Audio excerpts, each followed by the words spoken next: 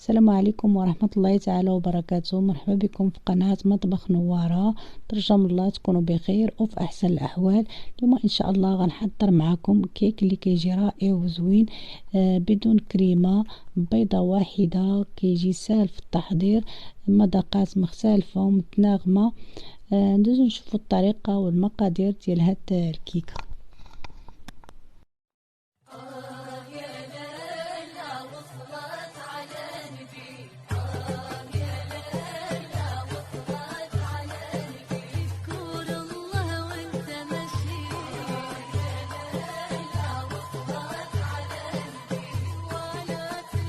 بسم الله على بركة الله. اول حاجة كنجيب واحد الزلافة اللي كتكون كبيرة، وكنبدا المرحلة الاولى هي كنخلطوا الكيك ديالنا. كندير واحد الرشة ديال الملح، وكندير واحد البيضة كاملة. هنا حيدتك طاحت لي واحد القشرة ديال البيضة وحيدتها. بالنسبة للسنيدة كنضيف كاس مع مرش ديال السنيدة. تقدروا تنقصوا اولا تزيدوا على حسب نتوما واش كتبغيو.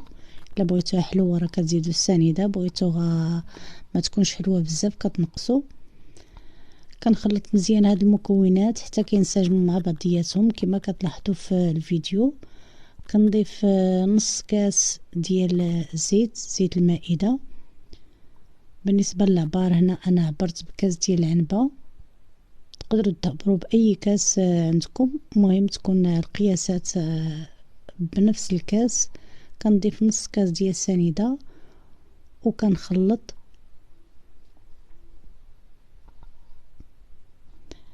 من بعد ما كانت تنسجم ليا ديك الزيت مع السنيده ومع ديك البيضه، كنضيف نص كاس ديال الماء. بالنسبه للماء كيكون عادي من الصنبور.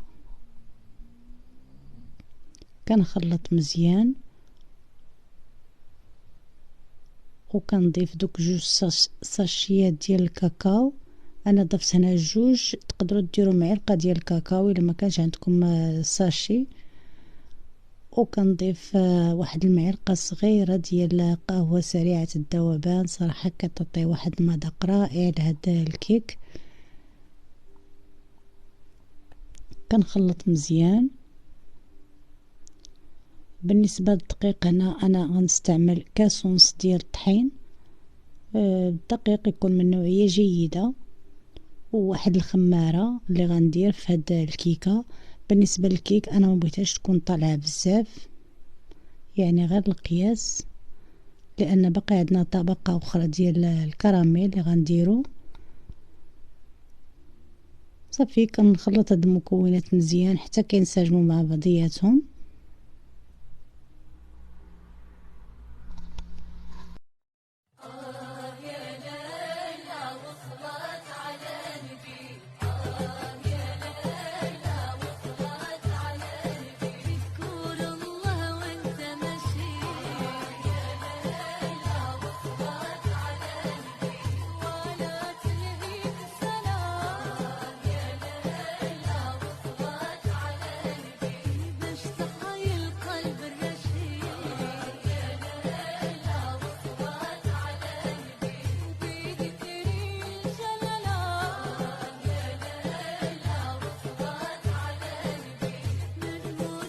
من بعد ما خلطت المكونات كاملين كما كتشوفوا، هذا هو الخليط. ضفت فيه زدت ليه واحد المعلقه ديال الخل باش كتعطينا ديك الخفه في الكيك، كتولي لنا الكيكه خفيفه.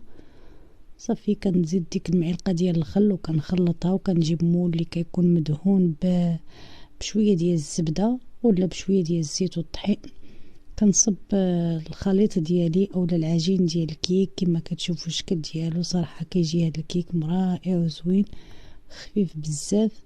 كنصبو في المول، وكنكون في هذا الوقيته غنشعل الفران، غنشعل على الكيكه غير من التحت. تقريبا ما كتاخذش معايا الوقت بزاف، واحد 15 حتى 20 دقيقه اللي كتاخذ الكيكه. من بعد ما طابت ليا كما كتلاحظوا، دابا غندوز خليتها حتى بردات مزيان، وجبت واحد نص كاس ديال قهوه سريعه الذوبان اللي كنكون درت فيها شويه ديال السكر باش ما كتجينيش مره بزاف. نحيد دوك الحاشيات ديال الكيك من الجوانب. باش ما تجينيش الكيكه من الجناب قاصحه. حيد دوك الجوانب ديال الكيك وقلبتها وسقيتها بالقهوه السريعه الذوبان. نخليها دابا على جنب. بالنسبه للمكونات ديال الطبقه الثانيه، عندي علبه ديال البسكوي حجم كبير، عندي 3 الكيسان ديال الحليب، عندي واحد الساشيه ديال فلون كراميل كما كتشوفوا، فلون كراميل حجم كبير، عندي 2 كيسان ديال دانون كراميل حجم صغير. ندوزو دابا للطريقه. كنجيب كاسرونه وكنضيف فيها 3 الكيسان ديال الحليب كما ذكرت لكم قبل في المقادير، وكنضيف داك الفلون كراميل. هنا فلون كراميل كما قلت لكم راه بالسكر، ما غنديرش السكر فيه. كنخلط هاد المكونات وكنديرهم على نار هادئه، وانا كنخلط مزيان على هود داك الكريات ما يبقاوش ليا في الحليب.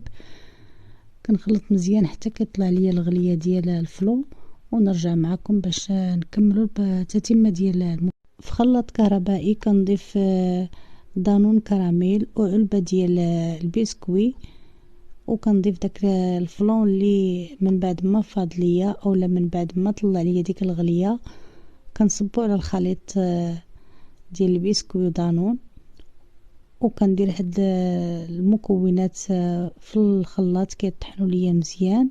ونرجع معكم من بعد ما تخلطوا لي المكونات كاملين مزيان. كنجيب الكيكه ديالي اللي خليتها بردات، كندير واحد الطبقه رقيقه فوق الكيك ديالي باش يتشمعوا لي دوك الجوانب، ما يفيض لياش الخليط ديالي من السيركل. صافي غير كما كنشوفوا غير كيتشمعوا لي دوك الجوانب. كنصب الخليط بسرعه لانه راه دغيا كيجمد. كما قلت لكم ديروا واحد طبقه رقيقه باش دوك الجناب كيتسدوا لينا،